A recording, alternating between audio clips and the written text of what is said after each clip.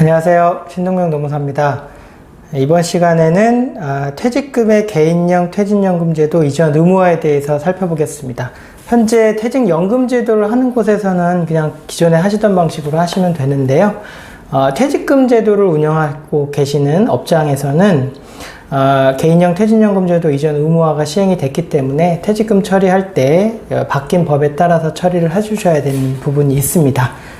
개정 내용은요, 2022년 4월 14일 이후에 퇴직하는 근로자에 대해서는 퇴직연금 제도를 운영하지 않는 사업장이라 하더라도 개인형 퇴직연금 제도에 운영되는 그런 계정을 IRP 계정이라고 하는데, 거기에다가 퇴직금을 넣어 주어야 합니다. 2022년 4월 14일 이후에 퇴직하는 분들한테는 IRP 계정에다가 퇴직금을 지급을 해야 된다. 가장 중요한 거는 퇴직한 후 14일 내 지급을 하셔야 되는 부분이 있거든요. 그거는 마찬가지입니다.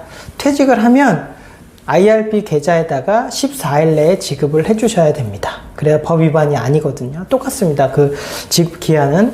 그렇기 때문에 혹시 직원이 퇴직을 하겠다고 하면 IRP 계좌를 있다고 하면 그 계좌번호를 받으시면 되고, IRP 계좌가 없다 그러면 미리 만들어서 알려달라. 그래야지 내가 그쪽에 넣어줄 수 있다 라고 얘기를 해주실 수가 있습니다.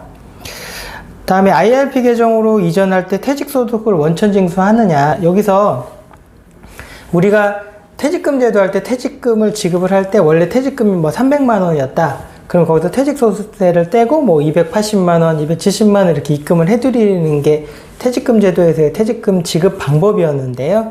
이 IRP 계정으로 바뀌게 되면 만약에 퇴직금이 300만 원이었다. 그래서 우리가 퇴직소득세 전, 그래서 세전 금액이라고 하거든요. 그냥 그 세전 금액을 그냥 IRP 계좌에 넣어주시면 됩니다. 그래서 어떻게 보면 회사 입장에서는 뭐 퇴직소득세 계산해서 뭐 원천징수해서 입금하지 않기 때문에 어떻게 보면 좀 편안합니다. 그래서 전액을 그냥 입금한다. 요거는 좀 헷갈리실 수가 있기 때문에 꼭 기억을 해주시고요. 그러면 세금은 언제 뜯느냐? 퇴직금을 받으신 분들은 IRP 계정으로 퇴직금이 들어오면은요, 그게 이제 어떻게 보면 펀드 같은 거거든요. 그래서 그분이 그거를 언젠가 계속 굴리면서 본인이 계속 불입할 수도 있고, 아니면 다른 회사 다녔던 퇴직금을 또 그쪽에서 받아서 계속 쌓는 개념이거든요. 근데 만약에 이제 어느 시점에는 그거를 찾으실 거 아닙니까? 그때 세금을 떼게 됩니다.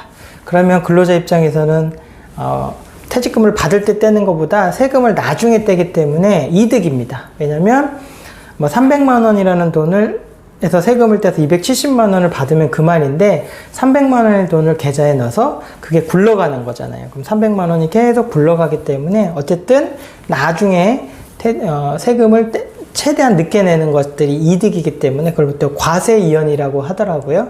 어쨌든 근로자 입장에서는 유리합니다.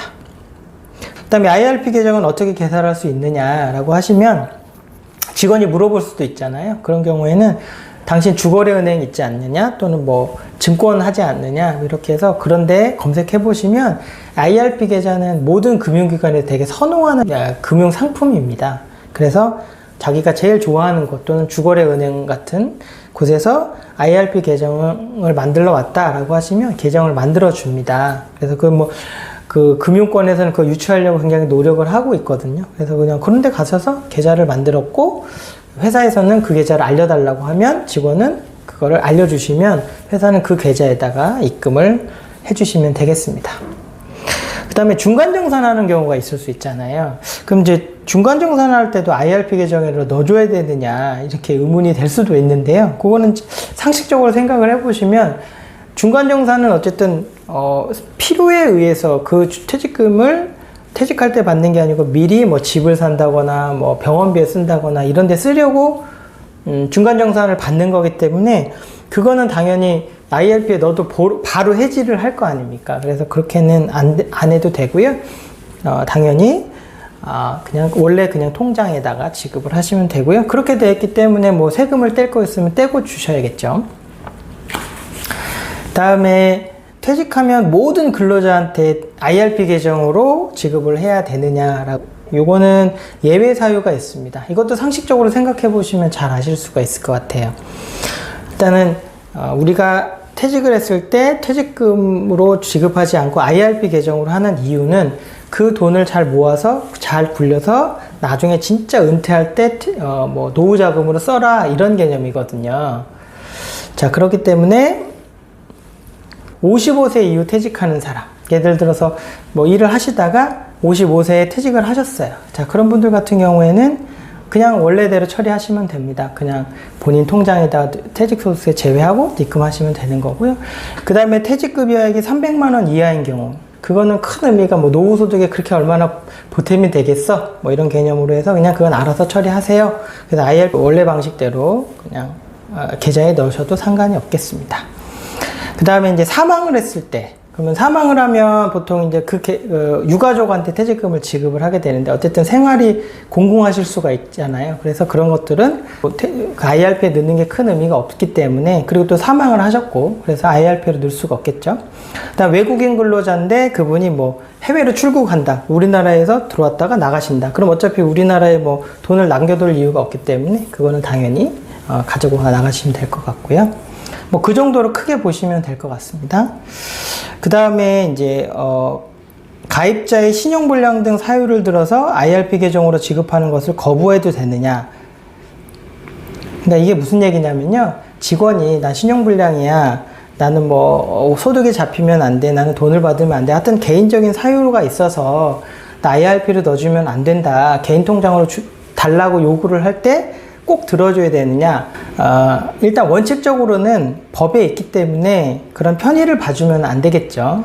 하지만 현실적으로 보면 퇴직금을 그렇게 받으시려고 하는 분들은 어떻게 보면 비용 처리를 못하고 계실 확률이 높거든요. 여러 가지 이유로.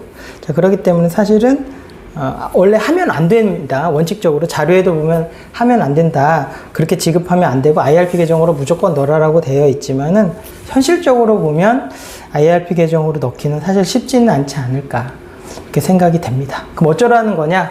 알아서 하셔야 됩니다. 그 부분은 연계돼서요. 그러면 법이 복잡하게 바뀌었는데 이거 안 지키면 어떻게 되느냐, 뭐 벌금 내느냐, 과태료 나오냐라고 물어보실 수가 있는데, 요 법은요, 다행인지 불행인지 뭔지 모르겠는데 벌칙이 없습니다. 그래서 사실은 아까 말씀드렸던 뭐 신용불량 사유로 인해서 우리가 퇴직금을 일반 계좌로 지급을 했다. 그럼 당신 왜 이렇게 했어?